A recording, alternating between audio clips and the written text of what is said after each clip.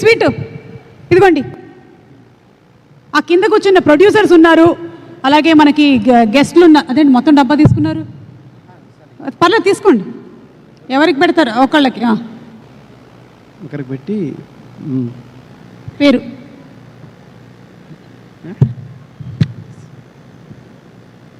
ఏది తింటారు మీరు మామూలుగా? Dry fruits.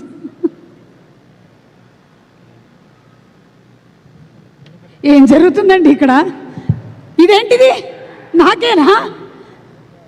Thank you Ajmer kalakand, thank you. తీసుకెళ్ళండి తీసుకెళ్ళండి, పర్వాలేదు.